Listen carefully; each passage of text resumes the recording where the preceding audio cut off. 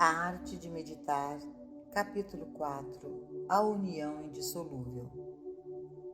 Muito pouco progresso pode ser feito no caminho espiritual da vida, até que tenhamos chegado a alguma visão do que Deus é, do que nosso relacionamento com Deus é e da função de Deus estar em nossa vida. Isso não pode ser uma experiência outorgada por outrem, deve ser individual e deve ser abordada de uma maneira completamente serena. Não devemos estar dispostos a aceitar qualquer autoridade além de nossa própria revelação interior, e assim fazemos-nos perguntas sobre Deus que nos levará a uma meditação sobre Ele. O que é Deus? O que Deus significa para mim? Qual é o lugar e a função de Deus na minha vida? Quantas pessoas já tiveram uma experiência com Deus? Quantos sentiram o fluxo do Espírito em suas mentes, em suas almas, em seus corpos? O número é pequeno, apenas algumas centenas ou no máximo alguns milhares em uma geração. Mas mesmo assim, Deus está disponível para todo homem, mulher e criança. Deus exige todo o nosso amor e devoção. Devemos nos dedicar a Ele, para que Ele possa revelar a doação eterna de si mesmo para nós. Nós devemos amar a Deus acima de todas as coisas, de todo o nosso coração, mente e alma. Amar tanto a Deus que nossa única oração seja: eu devo sentir a Deus, eu devo deixar Deus encher minha alma, meu coração, minha mente, meu ser e mesmo meu corpo. Nós falamos de Deus como sendo inteligência, mente e princípio impessoais, mas Deus é pessoal também. O relacionamento entre o indivíduo e Deus é mais próximo do que seu relacionamento com sua própria mãe. É como chegar e sentir uma presença sempre lá, gentil, reconfortante em sua serenidade, alegria, paz e calor. No momento em que temos uma experiência de Deus, essa gentileza está ali, a paz existe, esse calor está presente, e com isso vem um amor por tudo nesse mundo, uma sensação de companheirismo e alegria um com o outro. O conceito normal de Deus é o de um Deus separado e à parte de nós, que tem dentro de si tudo de bom, mas estaria retendo isso de nós. Normalmente, orar a Deus é para o propósito de buscar ou receber algo de Deus: saúde, oferta, oportunidade, companhia. A maioria de nós acredita que Deus possui esse bem, mas por alguma razão inexplicável, Ele o retém, e por isso oramos a Deus para que Ele doe algumas dessas coisas para nós. Às vezes, se as nossas orações não são respondidas rápido o suficiente, aí fazemos todo tipo de promessas em uma tentativa fútil de barganhar com Deus, promessas que muitas vezes não temos intenção de cumprir. Em um esforço vão para reconciliar um Deus supostamente amoroso com um Deus que se torna surdo para as nossas súplicas, muitas vezes nos censuramos, acreditando que alguns maus atos ou omissões são a razão de Deus estar negando o bem para nós. Alguns médicos afirmam que muitos dos males do mundo, tanto mentais quanto físicos, são resultado de complexos de culpa. Inúmeras pessoas vivem em um estado de autocondenação, consumidas por um sentimento de culpa, às vezes por alguma ofensa grave cometida no passado, mas com mais frequência por algum ato pequeno ou inconsequente. E se nós acreditamos que estamos sendo punidos por um Deus vingativo, nosso conceito de Deus está totalmente errado. Porque Deus não tem nenhuma memória de nossas falhas e erros. Deus é puro demais para contemplar a iniquidade. Deus não castiga e Deus não pune pecadores. O pecador é punido pelo seu próprio pecado, não por Deus. Mesmo o pecador confirmado sabe que existem certas leis de Deus que não devem ser violadas. Ele sabe que se ele violar essas leis, a punição se seguirá. Mas o que ele não sabe é que isso não é um castigo imposto por Deus. é um castigo auto-infligido. Deus não é um Deus vingativo. Deus não é um Deus que retém, mas também não é um Deus que doa. Deus é amor e Ele nem retém e nem pune. Não existe amor na retenção e não há amor na punição. Se Deus esperasse que fôssemos bons ou merecedores, se Ele esperasse que nós encontrássemos as palavras certas com as quais aplacá-lo, se Ele esperasse que usássemos alguma forma de meditação ou método de tratamento agradável aos seus olhos, antes que Ele estivesse disposto a conceder suas bênçãos sobre nós, Ele seria um Deus cruel e caprichoso. Deus nunca vai nos dar mais do que Ele já está nos dando agora. Deus está sempre sendo Deus. Deus está sendo vida. Deus está sendo amor. E Deus está expressando para sempre sua vida e seu amor. Tiago diz: pedis e não recebeis, porque pedis mal. Toda vez que nós voltamos para Deus por algo, esperando obter algo de Deus, oramos errado. Ninguém tem que dizer a Deus para fazer a grama verde ou as rosas vermelhas. Ninguém tem que dizer a Deus quando fazer as estrelas brilharem ou quando mudar as marés. Devemos nós, então, termos a pretensão de dizer a Deus que nós estamos precisando de alguma coisa? Deus é a inteligência infinita deste universo. E se nosso Deus sabe como produzir uma pérola em uma ostra ou petróleo na terra, se nosso Deus sabe como direcionar os pássaros em seu voo para cobrir a terra com sua maravilha e glória, não é essa mesma inteligência infinita suficiente para influenciar, governar e orientar nossa experiência sem precisar de quaisquer conselhos, informações ou sugestões de nossa parte?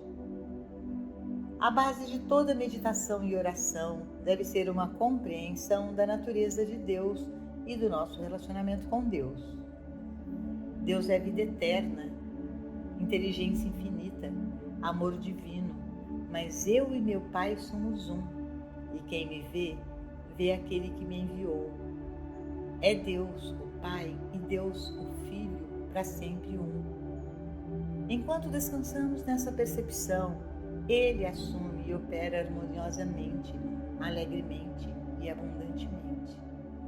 No mesmo momento, no entanto, que nos voltamos para Deus com qualquer senso de conseguir, desejar ou mesmo esperar por algo, nós impedimos a obra de Deus em nossa experiência, porque estamos impondo nossos pontos de vista e conceitos finitos que interferem no fluxo de Deus. Quando nos recusamos a manter qualquer conceito do que a vontade de Deus deve ser, quando nos encontramos na divina presença, puros de coração, sem nenhuma vontade finita, nenhum desejo pessoal, esperanças ou ambições, então vamos a Deus com as mãos limpas e um coração puro, e podemos dizer com convicção e confiança: Tua vontade será feita assim na terra como no céu. Eu sou teu, tu és meu, eu estou em ti e tu estás em mim. Seja feita tua vontade em mim. Muitas pessoas no mundo duvidam do amor de Deus, pois caso contrário, não perderiam tanto tempo orando pelas graças de Deus. Se eles realmente acreditassem que Deus é inteligência e amor divinos, por que deveria ser necessário tentar aconselhar ou influenciar Deus? Deus é. Que oração pode ser maior do que essas duas palavras? O que mais poderia melhor nos levar ao reino interior do nosso próprio ser? A meditação satisfatória vem com a absoluta convicção de que Deus é inteligência e amor, que não há poder separado de Deus e nem poder em oposição a Deus. Não há nada interferindo na expressão do amor de Deus por seus filhos. Tua graça é minha suficiência em todas as coisas. Isso é reconhecer a presença, a sabedoria, o amor e o poder de Deus em nossa experiência. Veja o que acontece quando começamos a aceitar esse tipo de Deus e não mais buscar algo fora de nós mesmos, mas apenas ficarmos quietos em nós mesmos, dizendo: Deus é.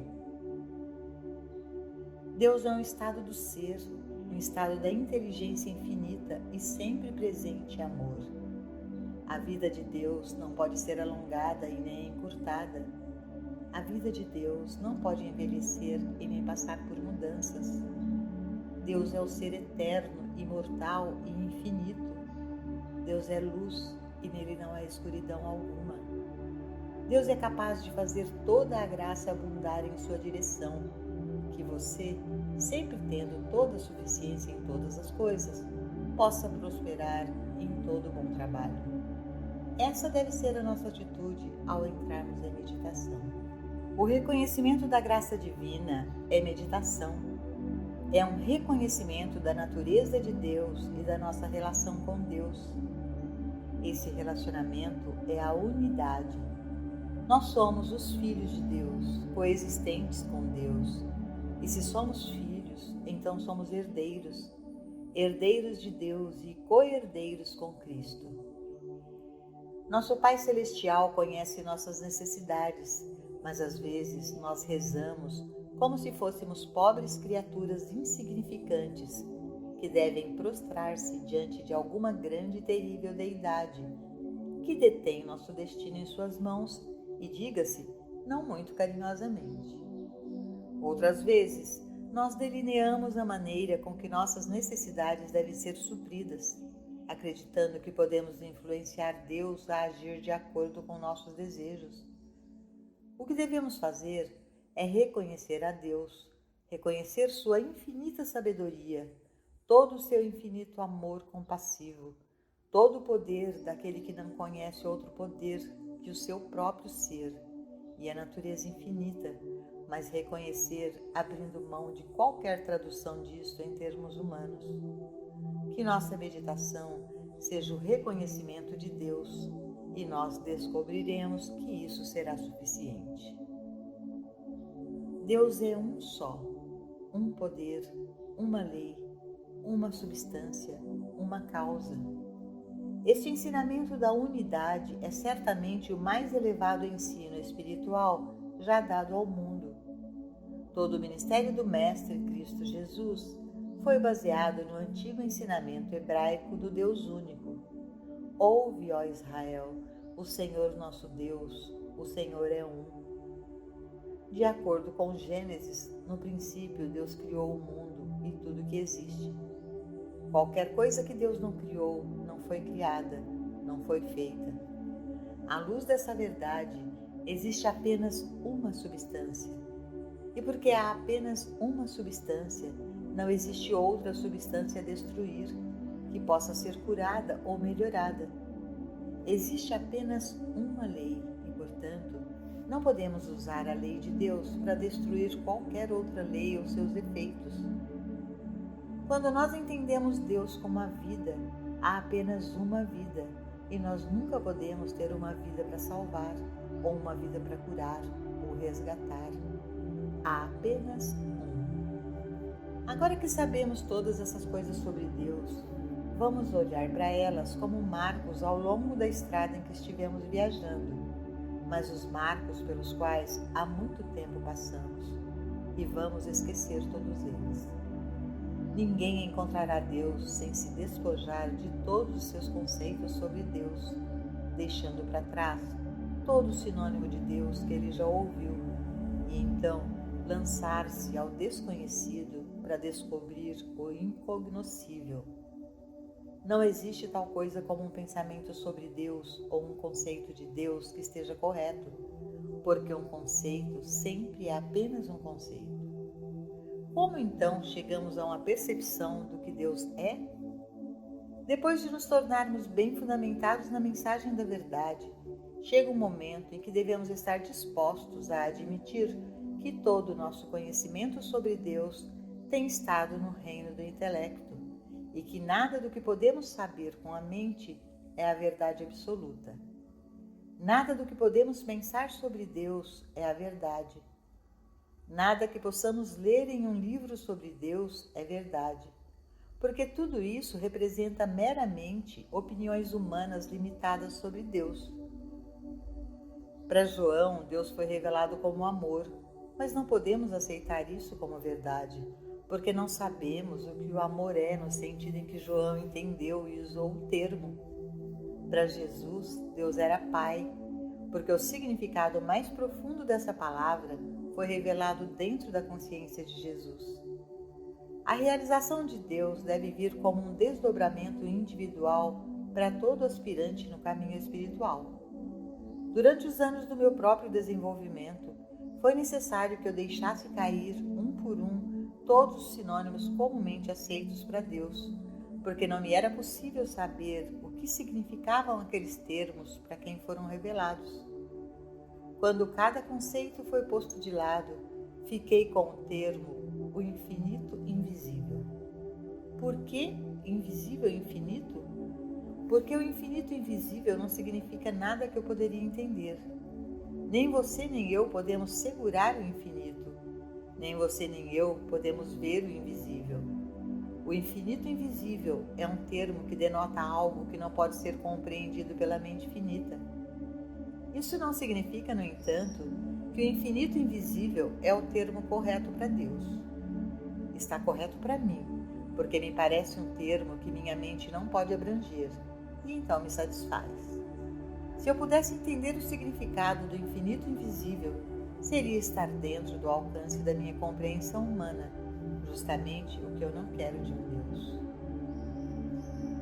Deus não pode ser conhecido com a mente humana, mas se nós escutarmos e ficarmos quietos nesse silêncio, Deus se revela.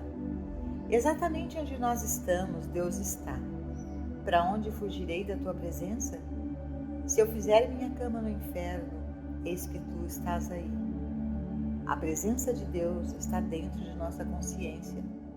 Nós não temos que alcançar Deus mesmo mentalmente, ou perseguir a Deus como se estivesse longe, ou como se ele fosse algo difícil de alcançar. Muitos o descobriram quando desistiram da busca frenética por Deus. Aprenderam a aquietar-se e cessaram de repetir coisas, frases e palavras sem sentido, como papagaios. Um dia veio o despertar e descobriram que Deus estava ali ao lado deles o tempo todo, sussurrando baixinho. Por que não paras por um momento e me deixa ter algo a te dizer? Como esse me falaria conosco em um momento de desamparo, se estivéssemos fora em um deserto, perdidos, sem jeito de encontrarmos ajuda humana e nenhuma maneira de alguma ajuda humana nos encontrar? Desde que parássemos para ouvir, ouviríamos as palavras sussurradas. O lugar onde eu estou é solo sagrado. Para onde fugirei do teu espírito? Ainda que eu ande pelo vale da sombra da morte, não temerei mal algum, porque tu estás comigo. Posso sentir-me sozinho, mas não estou só. Posso parecer desamparado, mas nunca estou desamparado. O amparo divino está aqui onde eu estou. Não tem que me encontrar, e nem eu tenho que encontrá-lo. Deus está aqui onde eu estou. O reino de Deus está dentro de mim, porque eu e o Pai somos um. Deus não está perdido, e eu estou certo de que Deus não me perdeu. Se eu estou aqui, Deus também está aqui. Esta é uma meditação poderosa. Nós não temos que pedir ou implorar por qualquer coisa. Nós reconhecemos a verdade conhecida por Jesus, João, Paulo, Moisés e Elias. A verdade por cada um deles revelada de que onde eu estou, Deus está. É um ensino universal bem conhecido por todo mestre espiritual ao longo dos tempos, mas foi perdido por causa da adoração de um Deus distante e pela crença de que Deus e seu Filho amado são seres separados. Nesta meditação, percebemos que Deus está dentro de nosso próprio ser, mas não confinado dentro dos limites da nossa carne. Nenhum cirurgião pode operar e encontrar Deus, mas Deus está dentro de nossa própria consciência, mais perto do que nossa respiração e mais perto do que nossas mãos e pés. Se estivermos num lugar de discórdia, nunca nos esqueçamos de que a salvação está mais perto do que o respirar porque eu e o Pai somos um. Olhe para a afirmação, eu e meu Pai somos um. Visualize uma imagem e veja contido nela o Pai, o Filho e o Espírito Santo. Aquele é Deus, o princípio criativo e invisível. Aquele é o Filho, aparecendo como a imagem. Aquele é o Espírito Santo que mantém e sustenta o Filho por toda a eternidade. Aquele nunca se torna dois, nunca se torna menos porque existe inerente a ele que mantém sua unidade. Assim também cada pessoa é uma com Deus. Essa unidade inclui Deus, o Pai, o Filho, a identidade individual e o Espírito Santo, a atividade de Deus que mantém e sustenta essa unidade, a identidade individual chamada Ruth, Robert ou Joel. Aquilo que vemos como Ruth, Robert ou Joel não é tudo que existe. Há mais do que os olhos contemplam, porque exatamente onde essa forma aparece está o princípio criativo, a atividade sustentadora. Existe uma identidade individual chamada Robert, Robert o Filho, mais Robert o Pai, mais o Espírito Santo. Deus o Pai, Deus o Filho, Deus o Espírito Santo. Isso rompe qualquer senso de separação de Deus. A atividade de Deus mantém cada identidade individual até a eternidade e suporta, alimenta e sustenta-a, concedendo-lhe abundância, sucesso e graça. Fiquemos quietos e sejamos alimentados, mantidos, sustentados e dirigidos por esta força invisível, cuja função é ser o Messias. O propósito desta meditação é chegar ao verdadeiro significado da unidade, o significado interno da afirmação eu e meu Pai somos um. Vamos centrar nossa atenção nesta declaração. Às vezes, podemos achar difícil prestar atenção a um só pensamento por algum tempo, mas se nós perdermos o fio da meada, podemos gentilmente voltar para ele desta maneira. Eu e meu Pai somos um. Assim como uma onda é um com o oceano, eu também sou um com Deus. Como um raio de sol é uma emanação do próprio sol, assim também eu sou um com Deus. Portanto, nunca posso me perder, nunca estarei sozinho. A presença de Deus está aqui neste mesmo lugar onde estou, mesmo que eu chame isso de inferno. No vale da sombra da morte, não temerei, pois Deus está comigo. Eu nunca te deixarei, nem te abandonarei. Antes de Abraão ser, eu sou. Antes que Abraão fosse, eu estava contigo e estarei até o fim do mundo. Eu, no meio de ti, sou poderoso. Eu em ti e tu em mim, nós somos um. Para onde quer que fores, eu irei. Para onde quer que fores, leste ou oeste, norte ou sul, acima no céu ou abaixo no mar, aonde quer que fores, eu estarei lá. Eu nunca te deixarei, nem te abandonarei. Se andares pelas águas, não te afogarás, pois eu estou contigo. Se passares pelo forno de fogo, as chamas não se levantarão contra ti, pois eu estou contigo. A natureza de Deus sou eu. Silenciosamente, humildemente, percebe que aquele a quem pensas ser tu, esse tu que pensas ter problemas, é Deus. Como então podes ter problemas ou limitações? Se acreditas que Deus é teu Pai e meu Pai e que o Pai está dentro de ti, como então podes pensar que estás sem orientação, sem proteção, sem sustento? Quando perceberes a natureza de Deus como sendo eu, daí em diante, eu não tenho problemas. É improvável que algum de nós seja confrontado com a situação incomum de estar perdido no deserto, mas nunca vamos duvidar de que, em algum momento, possamos nos encontrar em algum tipo de deserto, só para descobrir que Deus nos aparece como maná do céu, água de uma rocha ou a abertura de um mar. Do Gênesis ao Apocalipse, a Bíblia é a história de sua vida e da minha. Em algum grau, seja qual for, o que aconteceu com Moisés acontecerá conosco. O que aconteceu com Elias, Jesus, João ou Paulo acontecerá em alguma medida em nossa experiência.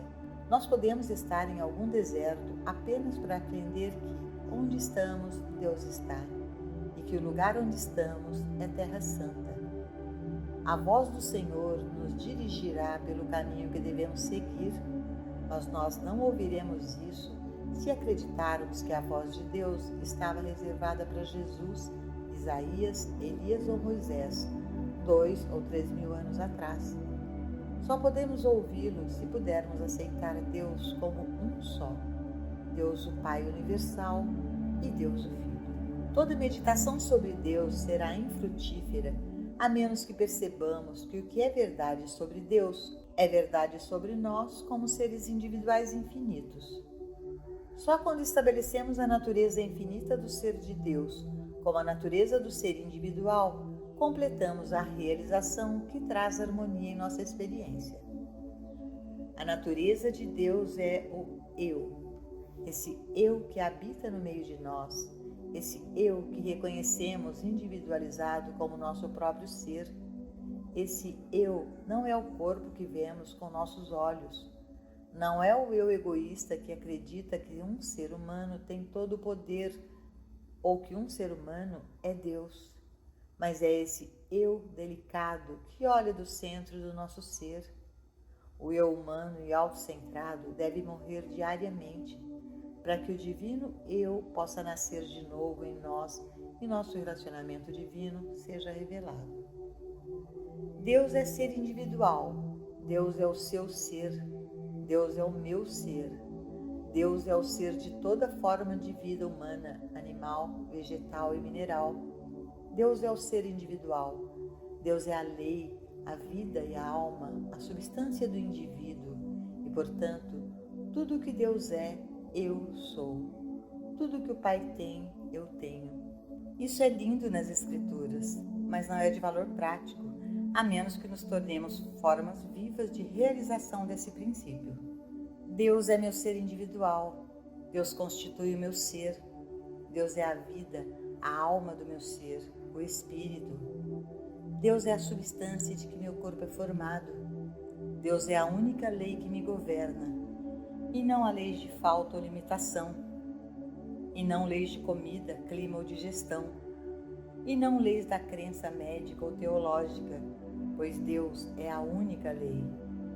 A lei de Deus é uma lei da imortalidade, eternidade e perfeição.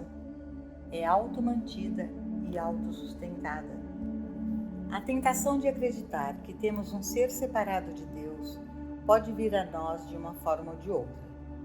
A tentação pode vir quando um chamado para a cura nos alcança. Nossa primeira resposta pode ser: eu não tenho suficiente compreensão.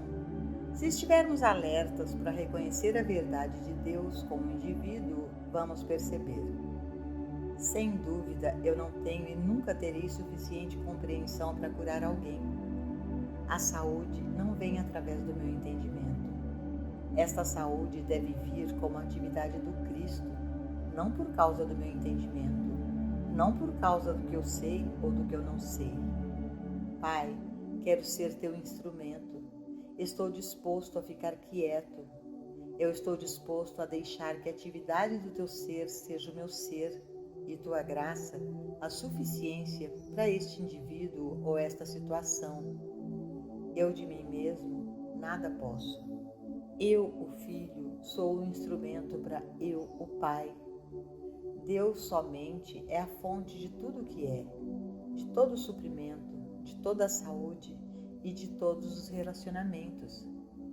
Se usarmos nosso dinheiro como se estivesse sendo tirado do nosso armazém, vamos encontrar a nossa provisão reduzida, a menos que nós reconheçamos que esse dinheiro realmente não nos pertence, mas pertence a Deus, porque a terra é do Senhor e toda a sua plenitude. Toda a provisão é de Deus. Quando nós a gastamos, portanto, vamos gastá-la como se fosse a abundância de Deus e não nossa.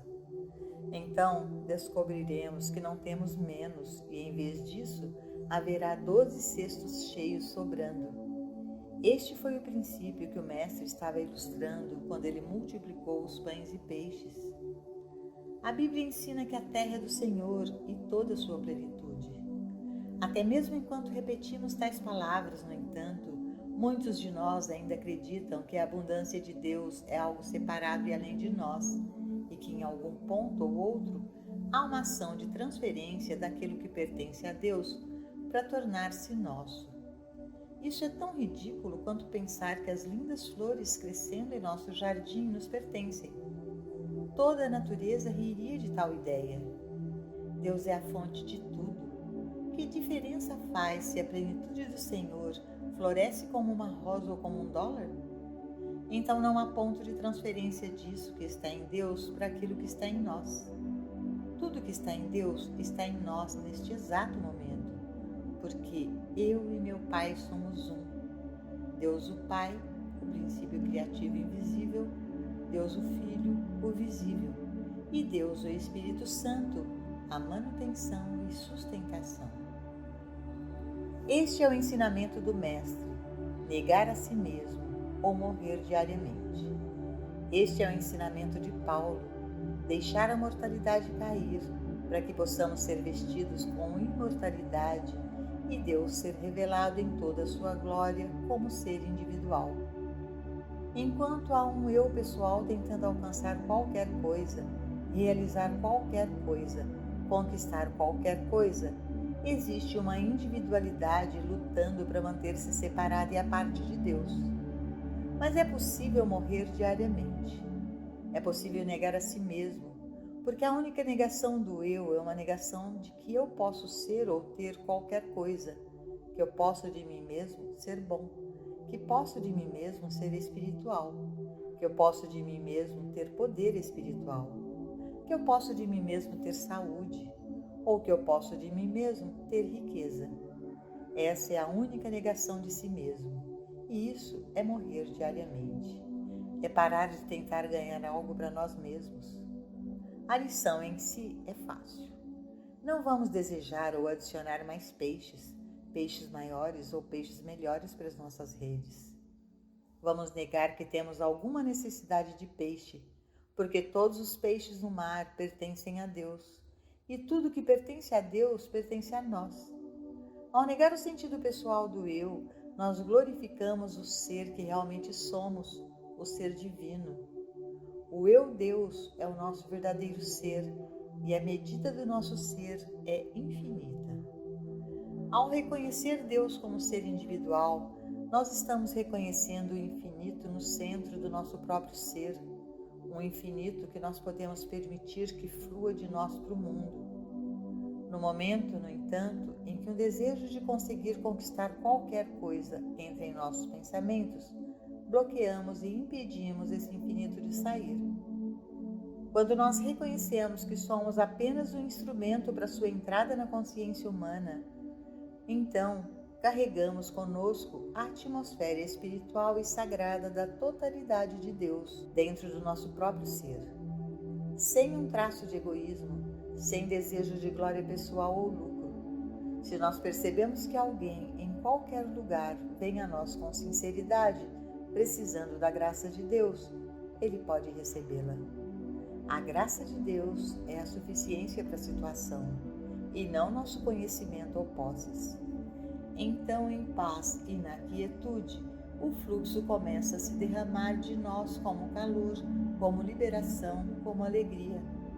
Ao ficarmos quietos, podemos saber que o eu em nós é Deus, que Deus é nosso ser individual, nossa individualidade interior, nossa natureza interna, caráter e qualidade.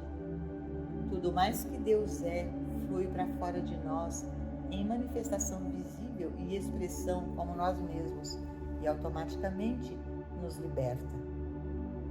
Quando nosso relacionamento com Deus está estabelecido, podemos viajar pelo mundo sem mala e sem roteiro. Podemos começar de novo a cada dia sem nada, e em pouco tempo encontraremos cada necessidade nossa suprida.